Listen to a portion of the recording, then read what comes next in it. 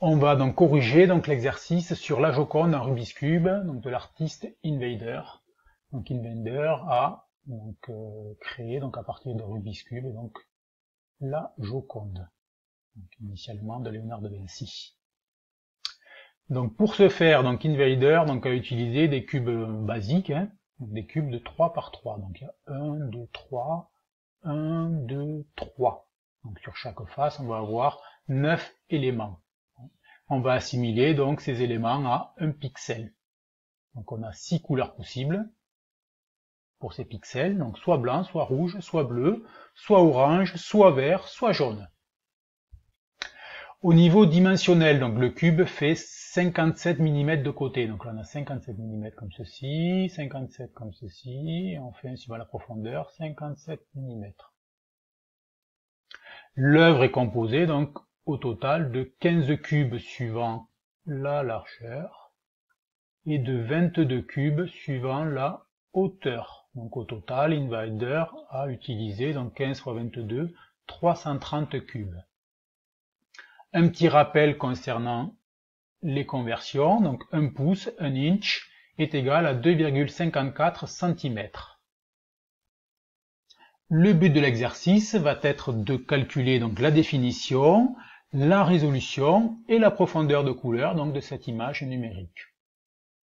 Donc, première question, calculer la définition en pixels de l'œuvre La Joconde. Donc, la définition, c'est le nombre total de pixels. Donc on va d'abord déterminer le nombre total de pixels suivant la largeur. Donc on sait qu'il y a 15 cubes côte à côte suivant la largeur. Chaque cube fait 3 pixels de côté. Donc si on fait le produit, 15 fois 3 est égal à 45 pixels. J'ai zoomé, j'ai agrandi l'arête supérieure de l'œuvre. Donc si on voulait compter les pixels, on partirait de 1, on irait jusqu'à 45. On fait ensuite le même calcul suivant la hauteur. Donc suivant la hauteur, on sait qu'il y a 22 cubes. Chaque cube est composé de 3 pixels de côté. Donc 22 fois 3 égale 66 pixels suivant la hauteur. La définition, donc c'est le produit entre ces deux valeurs, donc le nombre de pixels en largeur fois le nombre de pixels en hauteur. Donc 45 fois 66 est égal à 2970 pixels. Donc ça, c'est la définition de cette image numérique. Question 2. Calculer les dimensions de cette œuvre. Donc les dimensions en centimètres. Donc quelle est la valeur de la largeur en centimètres? Quelle est la valeur de la hauteur en centimètres? Donc là, c'est relativement simple. On sait que le cube a pour dimension 57 mm. Si préféré 5,7 cm.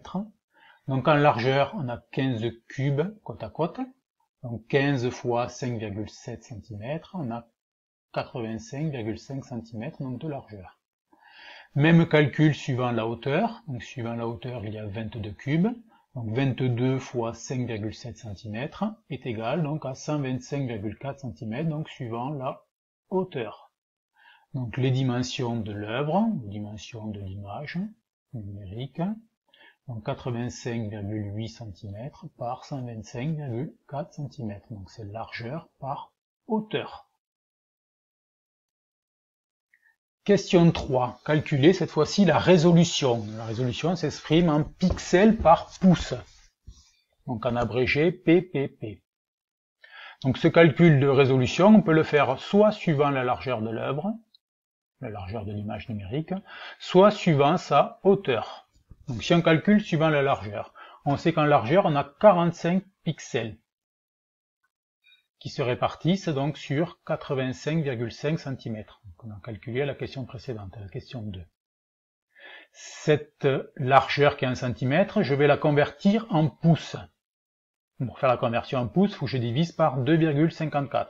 Donc 85,5 divise 2,54, on obtient donc en largeur, donc une largeur de 33,66 pouces. Sur ces 33,66 pouces, donc j'ai 45 pixels là côte à côte. Donc je cherche à savoir combien je vais avoir de pixels sur 1 pouce et non pas sur 33,66.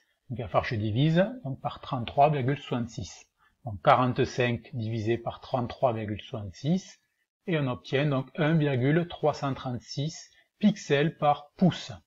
Donc vous avez une illustration à côté, donc là c'est à peu près 1 pouce, donc à l'échelle de l'œuvre. Hein.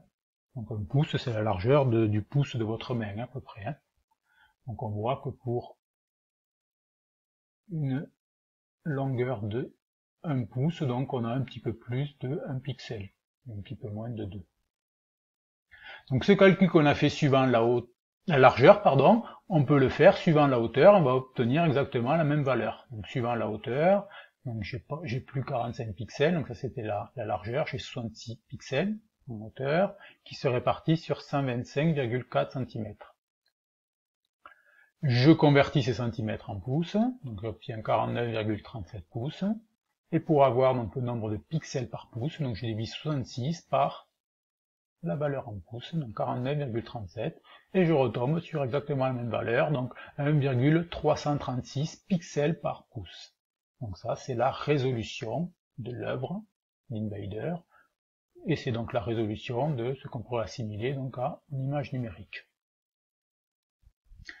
Quatrième et dernière question, qui est un petit peu moins évidente, qui demandait un petit peu plus de réflexion. On vous demandait combien de bits sont nécessaires pour coder la profondeur de couleur. Donc on sait qu'on a 6 couleurs possibles. Donc blanc, jaune, rouge, bleu, orange, vert. Et on va chercher à déterminer donc combien de bits sont nécessaires donc pour coder ces 6 couleurs. Si je travaille avec un bit, donc si je prends un bit, donc on sait qu'un bit, donc une valeur binaire, peut avoir deux valeurs, donc soit 0, soit 1. Donc si j'assimile le 0 à une couleur, si j'assimile le 1 à une autre couleur, donc par exemple le noir et le blanc, donc je dis que 0 correspond au noir, le 1 correspond au blanc, je m'aperçois que je peux coder uniquement deux couleurs avec un bit. Donc un bit se prêterait bien donc au codage donc d'une image numérique donc en noir et blanc.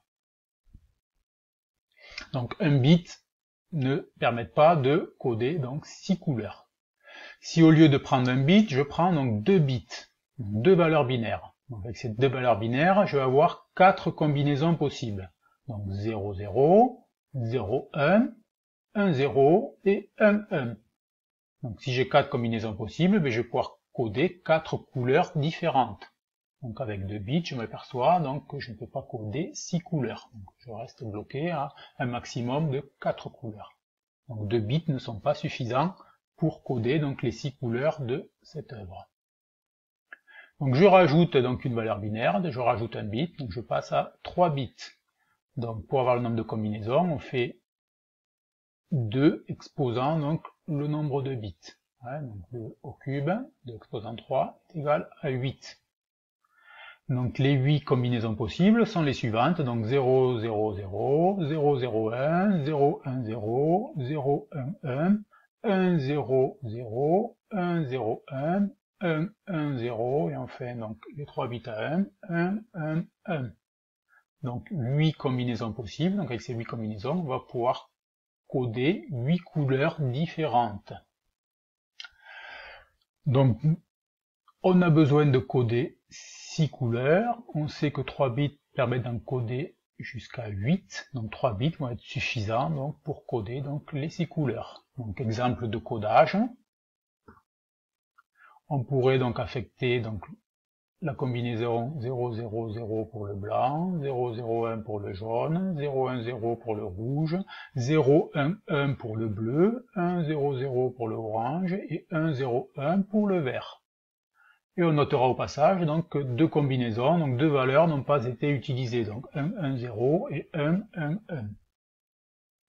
Donc 3 bits, si on résume, donc 3 bits permettent bien donc de coder donc les 6 couleurs de cette œuvre. Donc la profondeur de couleur est de 3 bits par pixel. Donc vous avez une petite illustration, hein, donc